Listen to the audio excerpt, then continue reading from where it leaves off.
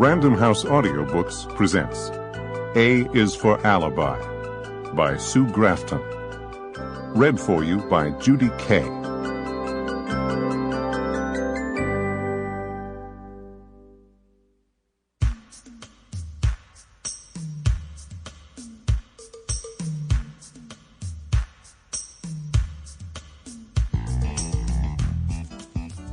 A is for Alibi.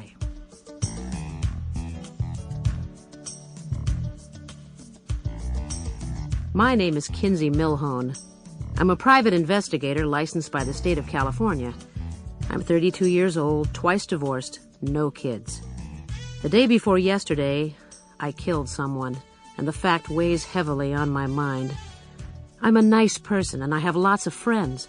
My apartment is small, but I like living in a cramped space. I don't have pets, I don't have houseplants. I spend a lot of time on the road, and I don't like leaving things behind. Aside from the hazards of my profession, my life has always been ordinary, uneventful, and good. Killing someone feels odd to me, and I haven't quite sorted it through.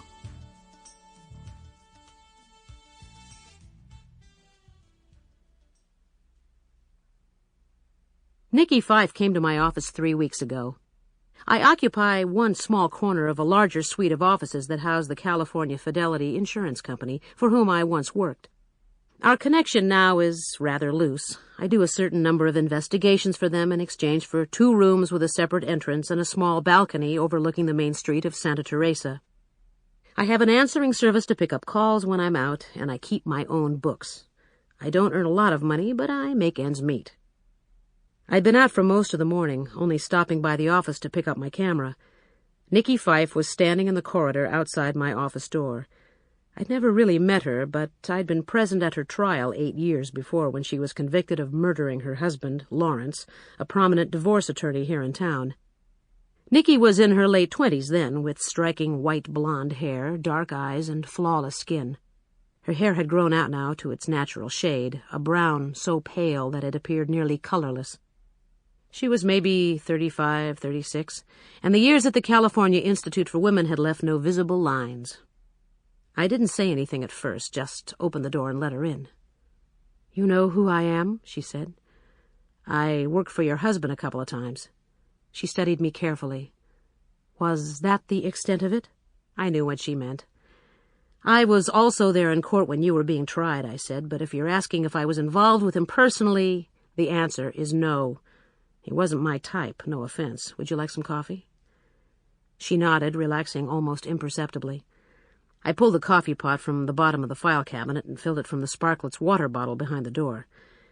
I put in a filter paper and ground coffee and plugged in the pot. I sat down in my swivel chair. "When were you released?" I asked. "A week ago." "What's freedom feel like?"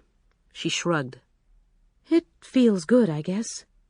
But I can survive the other way, too. Better than you'd think." I took a small carton of half and half out of the little refrigerator to my right. I keep clean mugs on top, and I turned one over for each of us, filling them when the coffee was done. Nikki took hers with a murmured thanks. "Maybe you've heard this one before," she said. "But I didn't kill Laurence, and I want you to find out who did." "Why wait this long?" I asked. "You could have initiated an investigation from prison and maybe saved yourself some time." She smiled faintly. "I've been claiming I was innocent for years. Who'd believe me? The minute I was indicted, I lost my credibility. I want that back, and I want to know who did me in." Her look was level, flattened out, as though some interior light were growing dim. You want to fill me in?" She took a sip of coffee and then set the mug on the edge of my desk. "I was married to Laurence for 4 years, a little more than that. He was unfaithful after the first 6 months. I don't know why it came as such a shock. Actually, that's how I got involved with him, when he was with his first wife, being unfaithful to her with me. There's a sort of egotism attached to being a mistress, I suppose. Anyway, I never expected to be in her shoes, and I didn't like it much." "According to the prosecutor, that's why you killed him," I said. "Look, they needed a conviction. I was it," she said with the first sign of energy. I've just spent the last 8 years with killers of one kind or another, and believe me, the motive isn't apathy. You kill people you hate, or you kill in rage, or you kill to get even, but you don't kill someone you're indifferent to. By the time Laurence died, I didn't give a damn about him. Who do you think killed him? I asked. I think a lot of people wanted to. Whether they did or not is another matter. Why come to me? She flushed slightly. I came across your name in Lawrence's old Rolodex. I thought there was a certain kind of irony hiring someone he had once hired himself. I did check you out, with Con Dolan down at Homicide. I frowned. It was his case, wasn't it? Nikki nodded. Yes, it was. He said you had a good memory. I don't like having to explain everything from scratch. What about Dolan? Does he think you're innocent? I doubt it. But then again, I did my time, so what's it to him? I studied her for a moment. She was forthright, and what she said made sense. If she was guilty, I couldn't see why she would stir it all up again. Well, let me think about it some, I said. I can get in touch with you later today and let you know.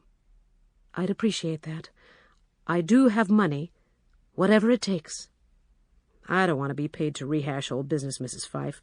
I'd like to check through the files and see how it looks. She took a manila folder out of her big leather bag. I have some newspaper clippings.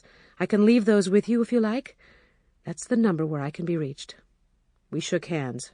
Hers was cool and slight, but her grip was strong. I'll be in touch, I said. I had to go take some photographs of a crack in a sidewalk for an insurance claim and left the office shortly after she did, taking my VW out on the freeway. I like my cars cramped, and this one was filled with files and law books, a briefcase where I keep my little automatic, cardboard boxes, and a case of motor oil given to me by a client. I thought about Nikki as I drove. I had tossed the manila folder full of clippings on the passenger seat, but I really didn't need to look at them. Laurence Fife had done a lot of divorce work, and he had a reputation as a killer in court. He was cold, methodical, and unscrupulous, taking any advantage he could. Out of court, he had a reputation as a killer of another kind, and the rumor was that he had mended many a broken heart in that difficult period between interlocutory and final decrees. I found him shrewd, nearly humorless, but exact, an easy man to work for because his instructions were clear and he paid in advance. A lot of people apparently hated him, men for the price he extracted, women for the betrayal of their trust. He was 39 years old when he died. As nearly as I could remember, he had been having drinks with his law partner, Charlie Scorsone, the night of his murder. Nikki was at a meeting of the Junior League. She got home before Laurence, who arrived about midnight. He was taking medication for numerous allergies, and before he went to bed, he downed his usual capsule. Within 2 hours, he was awake, nauseated, vomiting, doubled over with violent stomach cramps. By morning, he was dead. An autopsy and lab tests showed that he died as a result of ingesting oleander ground to a fine powder and substituted for the medication in the capsule he took. Not a masterly plot, but one employed to good effect. Oleander is a common California shrub. There was one in the Fifes' backyard, as a matter of fact. Nikki's fingerprints were found on the vial along with his. A diary was discovered among her possessions. Certain entries detailing the fact that she'd found out about his adulteries and was bitterly angry and hurt, contemplating divorce. The district attorney established quite nicely that no one divorced Laurence Fife without penalty. He'd been married and divorced once before, and though another attorney had handled his case, his impact was evident. He obtained custody of his children, and he managed to come out ahead financially. It looked as if Nikki Fife knew better than to try disentangling herself from him legally, and had sought other means. Santa Teresa is a Southern California town of 80,000, artfully arranged between the Sierra Madres and the Pacific Ocean, a haven for the abject rich. The police department is located near the heart of town, on a side street lined with cottages painted mint green with low stone walls and jacaranda trees dripping lavender blossoms. After I dropped the roll of film off to be developed, I went into the homicide department to see Lieutenant Dolan. Con is in his late 50s, with the aura of the unkempt. He looks like he would smell of Thunderbird and hang out under... Sample complete. Ready to continue?